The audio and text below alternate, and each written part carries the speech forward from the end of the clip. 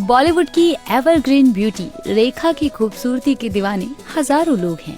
रेखा इस उम्र में भी अपनी अदाओं से सबको कायल बना लेती हैं। मगर एक समय था जब रेखा को सांवली रंगत और मोटापे के लिए खूब ताने सुनने को मिले, जिसका खुलासा किसी और ने नहीं बल्कि उनके फैन कबीर बेदी ने किया। रेखा ने अपने करियर की शुरुआत कन्नड़ फिल्म से की।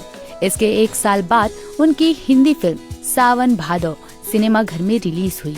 मगर बॉलीवुड में रेखा की एंट्री इतनी आसान नहीं थी, जिसका जिक्र उनके सीनियर एक्टर कबीर बेदी ने किया। बॉलीवुड बबल से बात करते हुए कबीर ने कहा, रेखा ने बहुत मुश्किलों के बीच अपने करियर की शुरुआत की। जब वो मुंबई आई तो उन्हें मोटी और काली चमड़ी वाली एक्ट्रेस कहा जाता था। लोगों को लगता था कि शायद वो इंडस्ट्री में काम ना कर पाए। लोगों ने कहा, ये इंडस्ट्री में क्या काम कर पाएंगी। लेकिन फिर वो खूबसूरत बत्तख एक खूबसूरत सफेद हंसनी बन गई। कबीर ने आगे कहा कि बॉडी शेमिंग और लेबल मिलने के बावजूद रेखा ने एक से बढ़कर एक परफॉर्मेंस दी।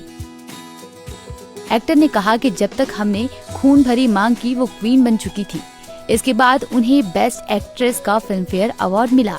मैं उनकी बहुत इज्जत करता हूँ। हम एक ही बिल्डिंग में रहते थे तो हमारी मुलाकात होती रहती थी। जो करियर उन्होंने बनाया है उसके लिए मेरा सलाम। बता दें कि रेखा ने कई आइकॉनिक फिल्म में काम किया है। हर मेकर्स उन्हें अपनी फिल्म में कास्ट करना चाहता था, मगर जितनी शानदार उनकी प्रोफेशनल लाइफ रही, उतनी बदकिस्मत वो प्यार के मामले में रही। ऐसा नहीं है कि उन्हें प्यार नहीं मिला, प्यार कई बार मिला मगर मुकम्मल नहीं हो सका। 50 साल के फिल्मी करियर में रेखा ने करीब 190 फिल्में की। भले ही अब वो फिल्मों से दूर हैं, लेकिन लग्जरी लाइफस्टाइल जीती हैं। मीडिया रिपोर्ट्स के मुताबिक रेखा की कुल नेटवर्थ 332 करोड़ है, जिसकी वो इकलौती मालकिन है। रेखा ने दिल्ली बेस्ड बिजनेसमैन मुकेश अग्रवाल से शादी की थी, लेकिन 7 महीने बाद ही उनके पति ने सुसाइड कर लिया, जिसका इल्जाम ससुराल वालों ने रेखा पर लगाया था। ससुराल वालों का आरोप था कि उनका व्यवहार शुरुआत से ही पति के लिए अच्छा नहीं था, जिस वजह से मुकेश अक्सर परेशान रहा करते थे।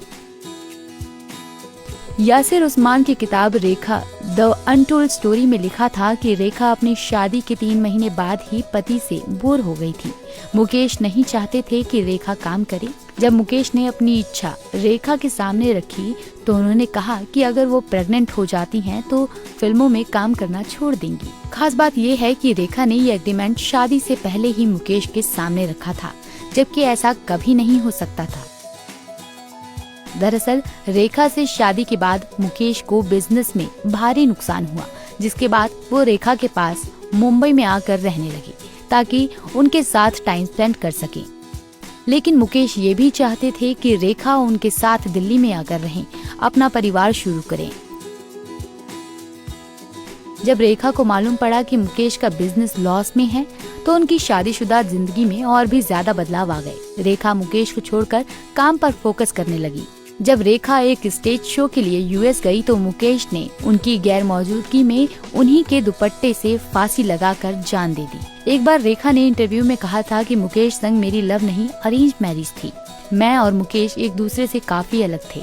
इसका एहसास काफी पहले से हो गया था। रेखा ने कहा था कि पति से वो पहले ही अलग हो चुकी थी। उन्होंने दुनिया को अलविदा इसके बाद कहा था।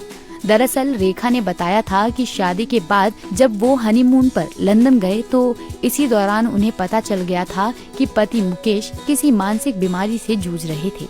रेखा ने बताया था कि मुकेश मेंटल हेल्थ इश्यू से जूझ रहे थे। उन्हें लगा कि वो एक दूसरे के लिए नहीं बने हैं और इसके बाद से ही रेखा लगातार पति से दूर दूर रहने लगी, जिसका असर मुकेश पर पड़ा।